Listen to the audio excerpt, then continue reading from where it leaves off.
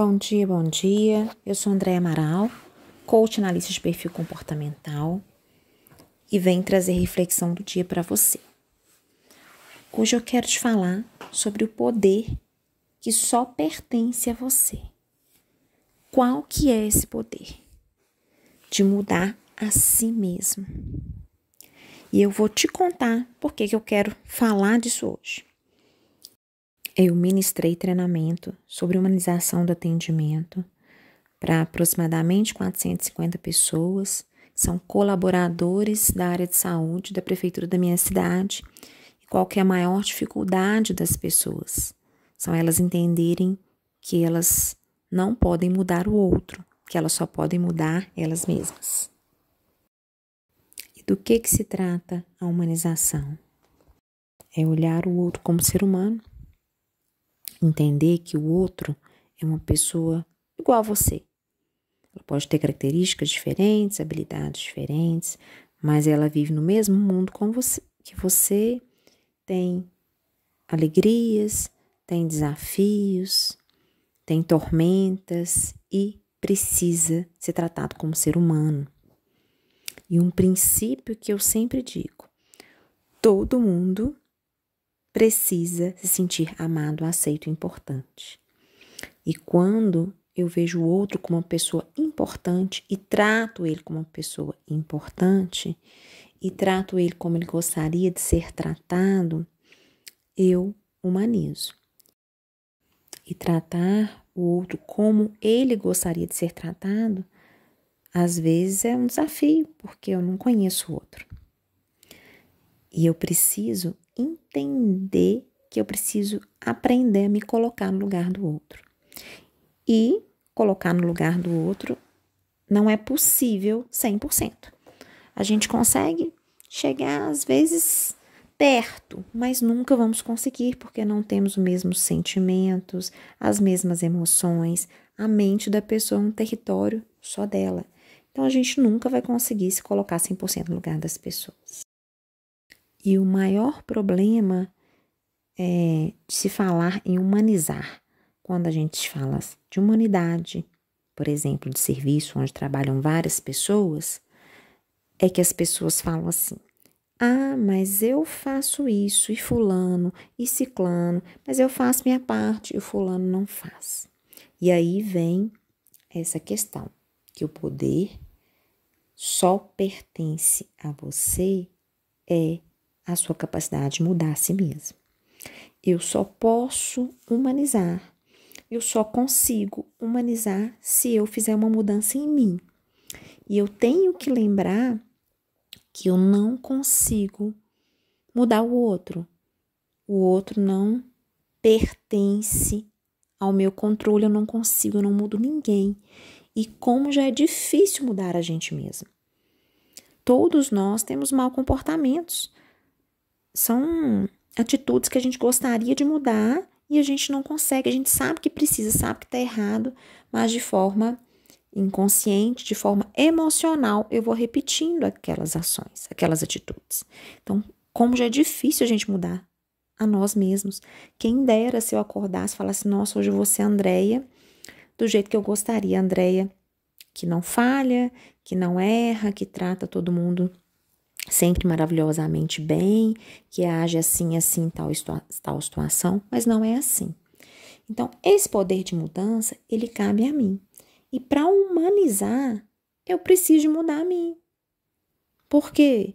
Porque eu vou ter que aprender a escutar, a olhar as pessoas nos olhos, a ser humilde, a deixar as pessoas falarem, porque as pessoas gostam de falar sobre elas mesmas, é o que elas mais gostam.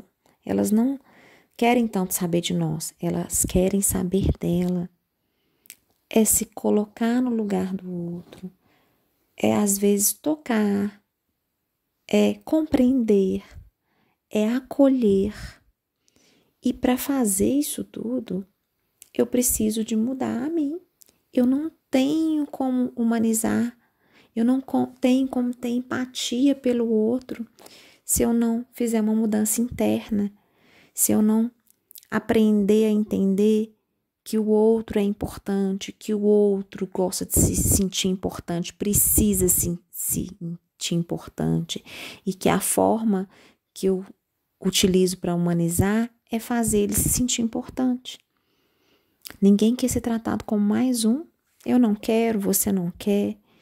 E quando eu começo a humanizar com os outros, a tratar as pessoas de forma realmente humana, tratando os outros com compaixão, realmente como um ser humano que está ali, independente de que ser humano que é, né, sem preconceitos, sem julgamento, eu retorno isso tudo para mim, porque eu começo a ter uma paz interior, uma tranquilidade, uma leveza.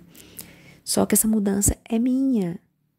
O outro, aquele meu colega, o meu marido, o meu filho, é só uma fonte de desculpas. A gente coloca desculpa no outro o tempo todo. Eu não faço isso por causa do meu filho que é assim, do meu marido que é assim, da minha mãe, do meu colega, do meu chefe. Nós somos mestres em contar histórias e inventar desculpas para o outro e para nós. E a pior mentira, né? A pior desculpa é aquela que nós inventamos para nós mesmos. E aí eu preciso de entender que a mudança tem que ser comigo.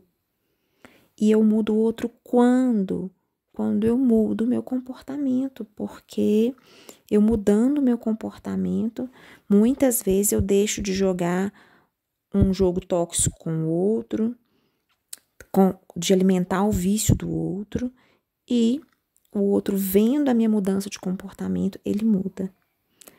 E a mudança do outro, então, vai acontecer quando eu mudo a mim mesma ou quando ele realmente olha para ele e decide mudar, porque só ele tem esse poder, não é verdade? Então, eu trouxe essas considerações para você olhar para você e pensar o que você precisa de mudar. E aonde você tem colocado suas desculpas? Quais pessoas, quais circunstâncias que têm servido de bengala para você colocar desculpa e não mudar?